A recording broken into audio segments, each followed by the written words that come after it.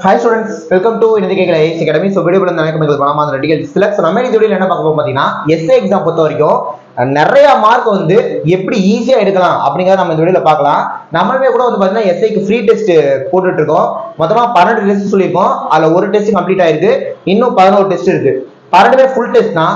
ஸ்டூடெண்ட்ஸ்மே நிறைய பேர் கேட்டாங்க, சார் நாங்க வந்து படிக்கவே இல்லை இன்னும், நீங்க எதுக்கு எங்களை ஃபுல் டெஸ்ட் எதுவும் சொல்றீங்களா? காரணமா தான் எதுவும் சொல்லியிருந்தேன். ஓகேவா, இதுதான் நம்மளோட ஃபர்ஸ்ட் டெஸ்ட்.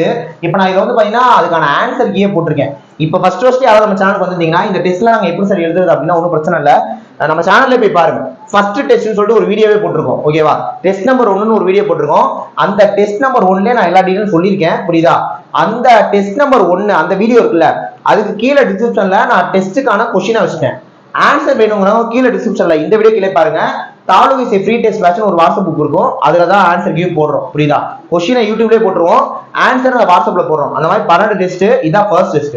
இப்போ இந்த டெஸ்ட்டுக்கான ஆன்சர் இதை நான் வச்சிருக்கேன். ஓகேவா, எப்படி அதிக மாதிரி இருக்கிறத அந்த வீடியோ சொல்லிடுறேன், தெரிஞ்சுக்கணும். வீடியோ கடைசி வரைக்கும் பாருங்க. ரைட், முதல் டெஸ்ட் முடிச்சோன்னா ஸ்டூடெண்ட்ஸ் நிறைய பேர் சொன்ன விஷயம், சார் இந்த மாதிரி நாங்க 40 எடுத்திருக்கோம், 50 எடுத்திருக்கோம். ஒரு சில பேர் 100 வரைக்கும் சொன்னாங்க. 100 வரைக்கும் சொல்லியிருக்காங்க என்கிட்ட. 100, 105 வரைக்கும் சொல்லியிருக்காங்க 140 கேள்விக்கு. As per exam point of வியூல தான் இருக்கும். இப்ப நம்ம ஒரு 2 மணி நேரம் ஸ்பெண்ட் பண்ணி ஒரு டெஸ்ட்டை எழுதுறது அப்படிங்கிறது முக்கியமே கிடையாது. நான் அதனாலதான் டெஸ்ட்ல எடுக்கிற மார்க்கை பொறுத்த வரைக்கும் யோசிக்காதீங்க, அதை விட்டுருங்க அப்படின்ட்டு. இப்ப நீங்க டெஸ்ட்டை முடிச்சிட்டீங்க, ஆன்சர் கீ பாக்குறீங்க. இந்த ஆன்சர் கீயை எல்லாம் எப்படி பாப்பீங்க? துணித்துவைக்கும் இயந்திரத்தில் ஆடைகளை விளக்க பயன்படும் விசை மைய விளக்கு விசை. ரைட்டா தப்பா? ரைட்னா ரைட்டு, தப்புனா தப்பா, அப்படியே விட்டுறோம். ஒரு சில பேர் அதுக்கும் ஒரு படி மேல போய் என்ன பண்றீங்க, படிச்சிடுறீங்க. 140 படிச்சிடுறீங்க. ஆனா இதே கேள்வி எக்ஸாமுக்கு வரப்போறது இல்ல. அப்ப எக்ஸாம்ல நம்ம எப்படி அப்ரோச் பண்ணுங்கிறத இங்க பண்ணணும். என்ன சொல்ல வரேன்னா உதாரணத்துக்கு கவனிங்க. இப்ப இந்த கொஸ்டின் நீங்க கரெக்ட், டெஸ்ட்ல கரெக்ட் நம்ம என்ன பண்ணுவோம்னா அதை கண்டுக்க மாட்டோம். இப்ப உதாரணத்துக்கு இந்த கேள்வி தப்புன்னு வைங்களே, இதை தான் உட்காந்து முடிப்பீங்க. நான் என்ன சொல்றேன்னா, இப்ப நீங்க இந்த கொஸ்டின் கரெக்ட்னு வைங்க, டெஸ்ட் எழுதுறீங்க, இந்த கொஸ்டின் கரெக்ட், நான் அந்த 40 மார்க் 50 மார்க் கேட்கறவங்க சொல்லிட்டு இருக்கேன். அடுத்த டெஸ்ட்ல எப்படி மார்க் அதிகப்படுத்த நான் சொல்றேன், கவனிங்க. இப்ப இந்த கொஸ்டின் கரெக்ட்னா இந்த கொஸ்டினை நம்ம எப்படி கரெக்டா அடிச்சோங்கிறதே 5 நிமிஷம் நீங்க யோசிக்கணும். 2 மணி நேரம் டெஸ்ட் எழுதுனீங்கன்னா அந்த கொஸ்டின் பேப்பரை 5ல இருந்து 6 மணி நேரம் அனாலிசிஸ் பண்ணணும். இது அவசியம். இந்த கொஸ்டின் கரெக்ட். இப்ப துணித்துவைக்கும் ஆடைகள் விளக்க பயன்படுத்தும் விசை மைய விளக்கு விசை கரெக்ட். இதை எப்படி நம்ம கரெக்டா அடிச்சோம்? ஓ, இதை வந்து இப்படி படிச்சனால நம்ம இதை கரெக்டா அடிச்சிருக்கோம்டா அப்படின்னு யோசிக்கணும். அப்போ ஒரு கொஸ்டினை எப்படி அடிச்சீங்களோ அதுக்கு ஒரு விஷயம் பண்ணிருப்பீங்கல்ல, அதை நீங்க தொடர்ந்து பண்ணணும், அதை அதிகப்படுத்தணும். இப்ப 2வது கொஸ்டின், எதிர்மறை முழுக்கத்தை டேஷ் என்று அழைக்கிறோம், வேக இறக்கம்னு அழைக்கணும். நீங்க சீரற்ற இறக்கணும் வேற ஆன்சர் போடுறீங்கன்னு ஏன் ஆன்சர் அப்படி போட்டோம்? அப்ப நம்ம இதை படிக்காம விட்டுட்டோம். அதாவது ஒரு கொஸ்டின்ல நல்ல விஷயத்த கத்துக்கணும், கெட்ட விஷயத்த விட்டுறணும். அது இந்த மாதிரி நீங்க ஒரு கொஸ்டினுக்குமா அனாலிசிஸ் பண்ணணும்.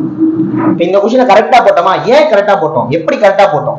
ஓகே, இந்த கொஸ்டின் தப்பா போட்டோமா, எப்படி தப்பாச்சு, நம்ம எப்படி இதை தப்பா போட்டோம், இதை படிக்காம விட்டாலும் நம்ம தப்பா போட்டோம். கரெக்டா, அதை மாத்திக்கணும். இந்த மாதிரி இப்ப நம்ம பாத்தீங்கன்னா 12 ஃபுல் டெஸ்ட் வந்துடும். ஒரு ஃபுல் டெஸ்ட்லயே 140 கேள்வி நீங்க அனாலிசிஸ் பண்ணீங்கன்னா 12 × 140 1680 கேள்விகள் நீங்க அனாலிசிஸ் பண்ணிடுவீங்க. இப்ப எக்ஸாம் நோட்டிபிகேஷன் வரதுக்கு முன்னாடியே. சோ அதுக்காக தான் நம்ம இந்த ஷெட்யூல் கொடுத்தோம். சும்மா வந்தோமா, டெஸ்ட் எழுதணுமா, அப்படியே முதல் 2 டெஸ்ட் எழுதணுமா, 3வது டெஸ்ட் வெளியில போனோமா இருக்கக்கூடாது. 12 டெஸ்டையுமே தட்டி தூக்கணும். நான் திரும்ப சொல்றேன், டெஸ்ட் எழுதுறப்ப நீங்க 40 கேள்வி எடுத்தீங்கன்னா அது பிரச்சனை இல்லை. ஆனா டெஸ்ட்டை முடிச்சதுக்கு அப்புறம் இதுல 140 கேள்வி நம்ம படிச்சோமா இல்லையாங்கிறத இங்க விஷயம். சரிங்களா? மொத்த டெஸ்ட் 140மே ரெடி ஆயிட்டு தாங்க 2வது டெஸ்ட்டுக்கு போகணும், அப்புறம் தான் 3வது டெஸ்ட்டுக்கு போகணும். இந்த விஷயத்த கத்துக்கோங்க, பழகிக்கோங்க.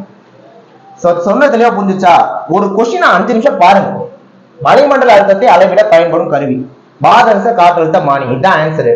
இதை கரெக்டா போட்டுட்டீங்கன்னா, ஓ இதை நம்ம இப்படி படிச்சோம், எப்படி அதை படிச்சோம், நமக்கு அது எப்படி தெரிஞ்சிச்சு, அதை எல்லா விஷயத்துக்குமே வளர்த்துக்கணும். தப்பா போட்டீங்களா, ஓ நம்ம இதை பண்ண, ஓ இதனால தப்பாயிருச்சு, ரைட்டு, இது பண்ணக்கூடாது, சரி பண்ணணும், எப்படி தப்பாக்கணும், இது எப்படி தப்பாக்கணும், வருத்தப்படணும், ஃபீல் பண்ணணும். அடுத்த தடவை இந்த கொஸ்டினை தப்பு பண்ணக்கூடாது, அந்த ஃபயர் வரணும். ஜிஎஸ் விட அது சைக்காலஜிக்கு, மேத்ஸ் ரீசனுக்கு யூஸ் ஆகும். பாருங்க, மொத்தம் 140 கேள்வி எக்ஸாம் பாயிண்ட் தான்.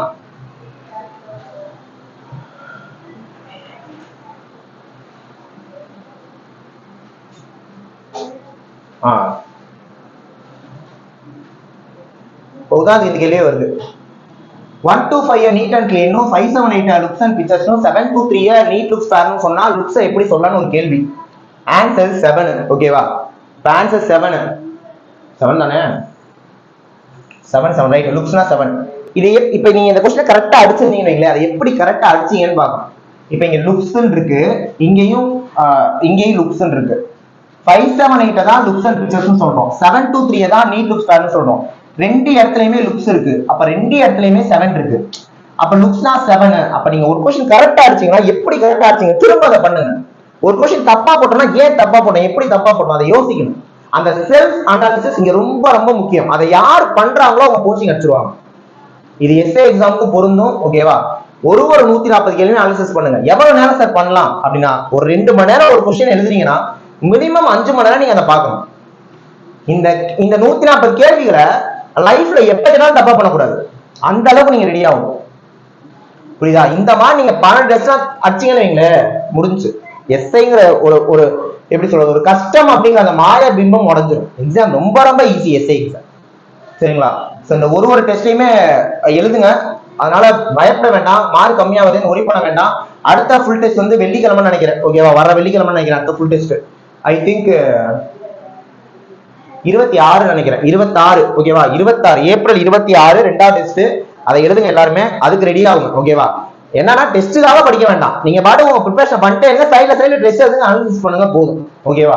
ஸோ ஃபர்ஸ்ட் டெஸ்ட் முடிச்சாச்சு, ஆன்சர் கீ பார்த்தாச்சு, இதை அனாலிசிஸ் பண்ணுங்க உட்காந்து. மேபி இதோட டிஸ்கஷன் வீடியோ நாங்க முடிஞ்ச வரைக்கும் கொண்டு வர ட்ரை பண்றோம். ஓகேவா? ஸோ அடுத்த வீடியோஸ்ல பார்க்கலாம். எஸ்ஏ பொறுத்த வரைக்கும் பயப்படாதீங்க, அனாலிசிஸ் இப்படி தான் பண்ணணும். ஓகேவா? அனாலிசிஸ் ரொம்ப ரொம்ப முக்கியம். இதை பண்ணீங்கன்னா கண்டிப்பா பாஸ் பண்ணிடலாம். நெக்ஸ்ட் ஒரு முக்கியமான வீடியோல பார்க்கலாம். தேங்க்யூ.